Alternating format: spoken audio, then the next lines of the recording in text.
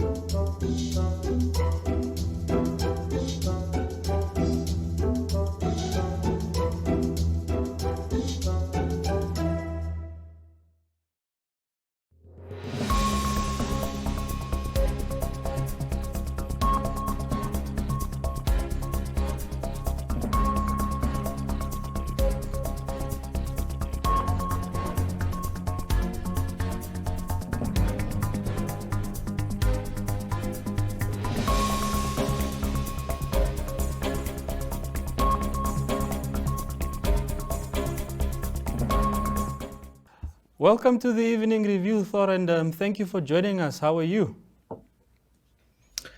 Thank you. I'm good, thank you, and an honor to be here. Want to know how is this whole fishrot scandal being viewed by the general populace in Iceland?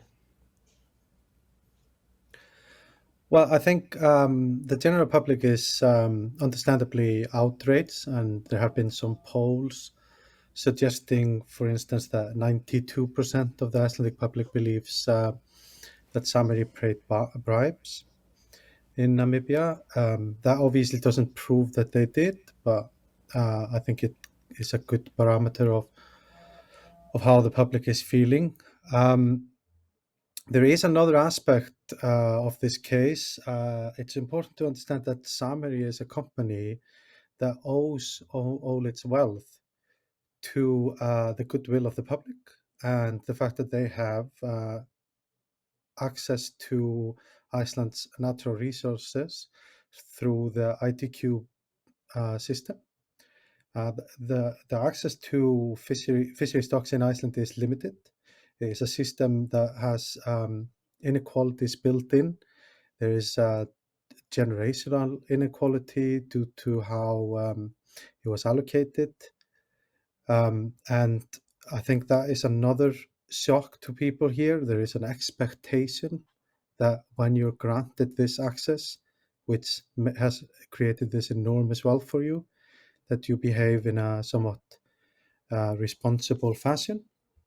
And I would say, to add insult to injury, Samherji rode on waves of goodwill in Namibia, created by somewhat successful development cooperation between Iceland and Namibia, and it was specifically targeted towards developing the fishery sector in Namibia. So I think there's also a little bit of annoyance with the fact that the public in Iceland financed the goodwill that they then abused. And then I would like to know if one were to describe the scope and extent of the corruption, the alleged corrupt activities that Samherji was conducting in Namibia. How best would you describe what the company was doing?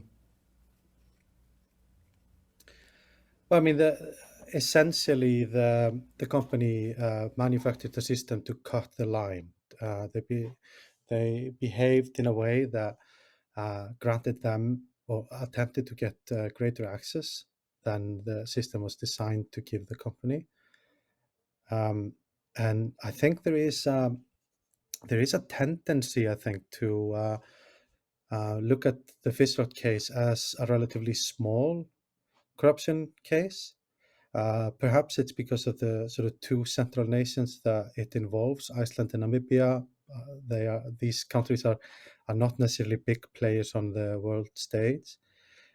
But when doing that, we have a tendency to look past the big picture.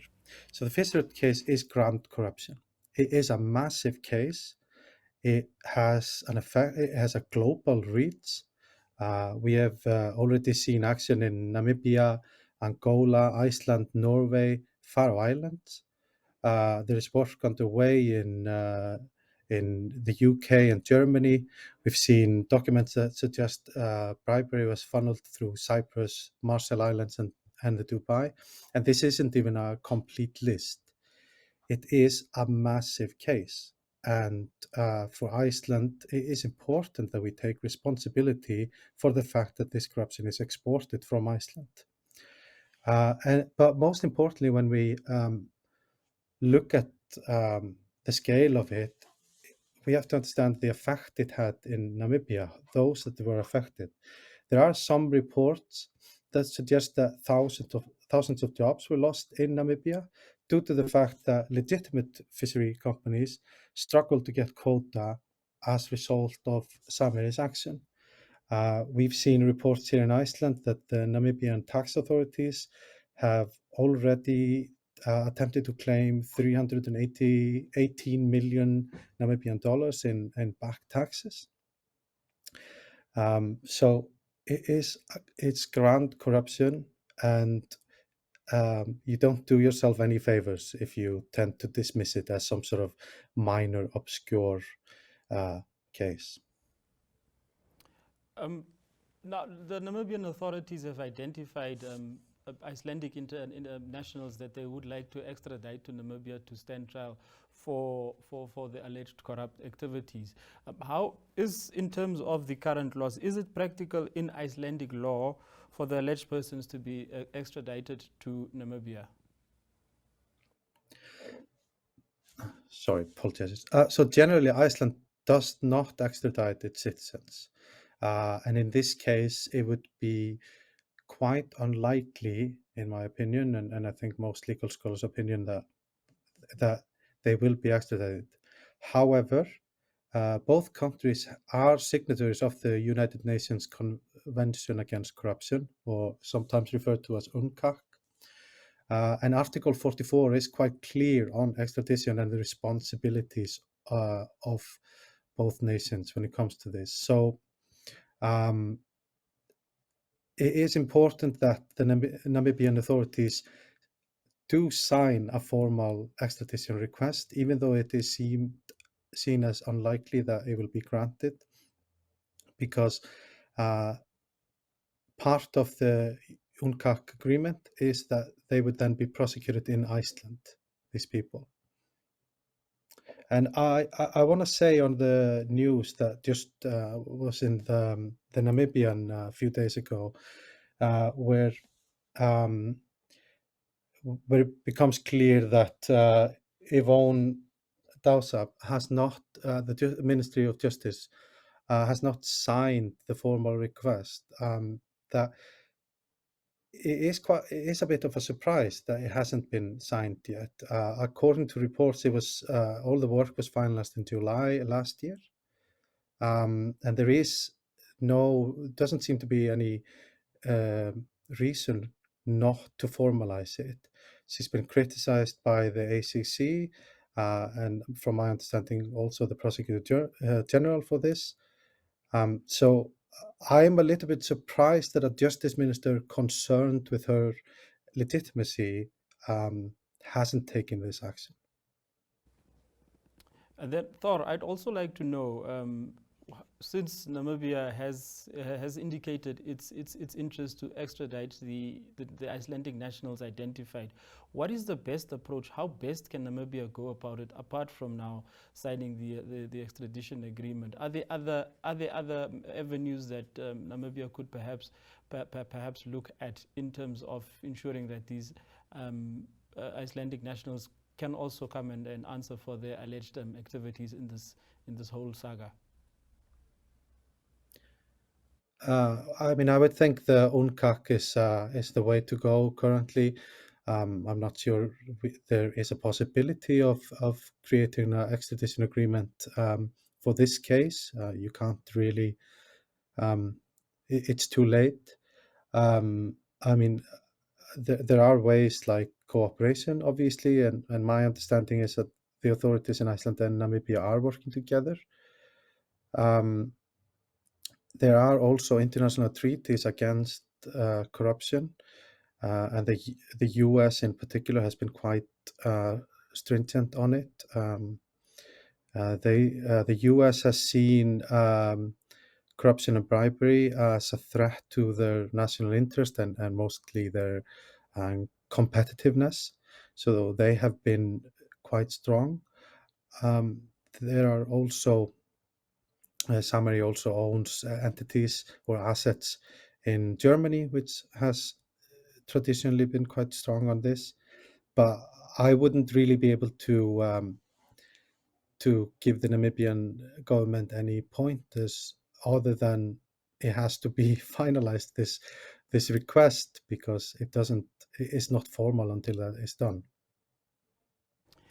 In terms of how Iceland is being viewed do you, has there been any willingness on the part of genuine willingness on the part of Icelandic authorities to assist in investigating the alleged irregularities? Yeah, so our understanding is that the authorities are working with the Namibian authorities. We haven't had much news here in Iceland on where it stands, to be honest. But there have been reports that the tax investigation on Samherji is reaching its end, and some gossip that it's quite a big one. And I think in general there is somewhat of a trust when it comes to the prosecutors here. This case, however, is of such scale and it's somewhat of a shock, I think, to the public that there is always an element of distrust. I think when it comes to this case in particular, there has been an unwillingness by the political, I would say, politicians belonging to the coalition. We have a three-party governmental coalition here, formed by the Left Green, the Conservative Independence Party, and the right of center Progressive Party. There is an unwillingness there to admit that this case is created by systematic. There are systematic errors at play here. This isn't just one company. So Iceland runs on a system called the ITQ, and it's I believe quite similar to the one in Namibia, which was adapted through the cooperation between the two countries. And one of the issue that the system here in Iceland has created is that it has manufactured a class of unbelievable wealth. There are about 100 individual, 20 families that gain most from it, and they have become obscenely rich. And there is always an issue when you create a class this wealthy. They tend to not live in the economic reality of the country. They're not as heavily affected by the economy of the country. And eventually, they grow tired of buying Teslas and fancy apartments, and they start buying journalists and politicians and the authorities, which is why they're part of anti-corruption initiatives is usually to kind of hinder this and fight against inequality created by the system, because inequality will create an attraction to seedy ways. So I think in that sense, Iceland is a little bit behind. We've had a hard time dealing with this, and there is an unwillingness by the politicians to see this as anything else than an outlier. or see any type of responsibility among themselves, which is particularly frustrating given that in this case, the tactics employed by Samherji have been of threatening information gathering on civil society, ridicule, and seedy behavior towards those that criticize it, journalists and whistleblowers. So we have a long way to go there, particularly in understanding the sort of the grand systematic failures at place. But that's generally the story of Iceland when it comes to anti-corruption. And then my last question to you is essentially, what has this whole scandal done to Iceland in terms of how it is being perceived in its efforts to fight corruption? And can we still look at Iceland as being a country that is anti-corrupt?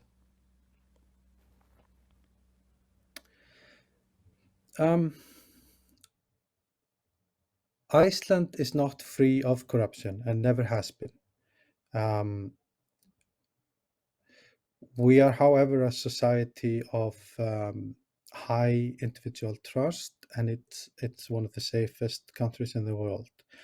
So there is a tendency to believe, and this is not just internally, also globally, that Iceland is some sort of utopian island in the north that has somehow been able to escape all the failures of globalism and modern life. Since 2008, particularly when we had economic downfall here with the falling of the banks, there has been some attempt to face the fact that perhaps one of the reasons why Iceland is measured so well in statistics as void of corruption is the lack of regulation, the lack of institutions reacting, and the fact that a lot of things are not necessarily illegal that perhaps should be, or when there is quite a clear case of I wouldn't say wrongdoing, but something that begs the question if it should be investigated, there generally is not much of a response from the institutions. This has been quite difficult for the political class to understand. However, in general, I think the public is more on the side that we tend not to do enough. What we have been saying here at Transparency Iceland is that countries like Iceland that believe that they are essentially not corrupt and fail to implement anti-corruption measures will eventually become exporters of corruption because they enable it in other countries and they sustain global corruption.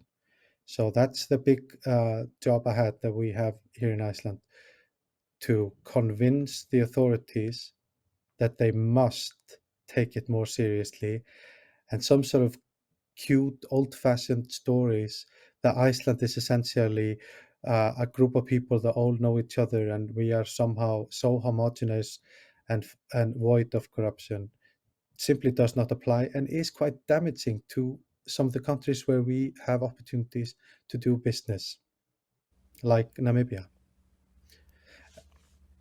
Thank you so much for joining us on the Evening Review.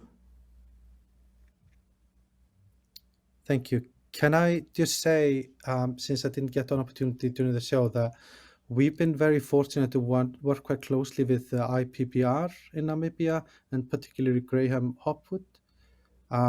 He has been IPPR has been an enormous resource for us, and I think, and I just want to say that the Namibians are quite fortunate to have IPPR and some other associations that take it quite seriously, and I would include the Namibian Sun and the Namibian in that as well. Thank you very much, Thor. Thank you. Thank you for tuning into the Evening Review. Good night. been waiting, I've been waiting, waiting for you all of my life, yeah.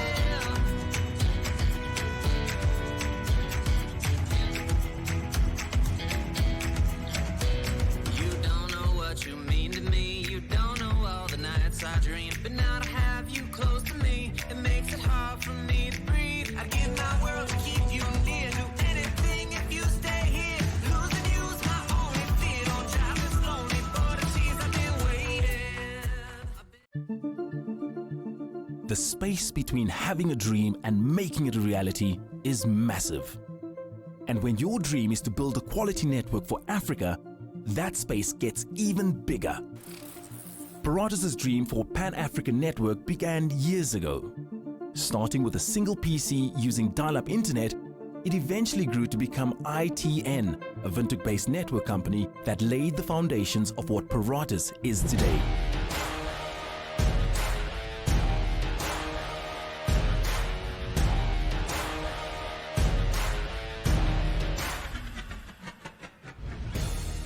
Starting a network company wasn't easy, but we knew if we persevered, we'd be able to achieve our dreams. During the early stages, and still today, any new customer we get is an accomplishment. Currently, we have physical presence in 6 African countries and provide our services to 28 countries in total. We are not bound by limits. In 2014, Paratus was born, and the vision of creating an all-African network was becoming a reality. Paratus was highly dependent on third-party infrastructure. That was fine at first, but they soon realized that such dependency would only limit their growth. Their goal was to provide Africa with tomorrow's technology today, not tomorrow. With that goal in mind, they risked it all. Investing in various network and radio access technologies, they established their own independent infrastructure, opening a world of limitless opportunities. One of these opportunities was the Trans-Kalahari Fiber Project, a fiber network line that stretched across Namibia, providing connectivity from Swakopmund in the west to the Botswana border in the east. But the word limit doesn't exist in Paratus' vocabulary, so they extended the line even further, passing it through Botswana to Zambia and South Africa. 4 countries now enjoyed the same quality, high-speed connectivity. Then they threw out the rulebook and made history by extending the line up to Tanzania and later Mozambique. Paratus became the first ever network operator to connect Africa's east and west coast twice. Whoever said impossible is nothing was right. Paratus isn't Namibia's oldest or biggest network, and our focus isn't on size. Our focus is on real value and real service for our customers. Developing improved network technologies puts us ahead of the competition, but it's our unparalleled quality client service that keeps us in front. Joining the Paratus network means joining a true Pan-African family. We have almost 20 years experience in class-leading technological advancements and deployments. Building a quality network in Africa is just the beginning. The best is yet to come.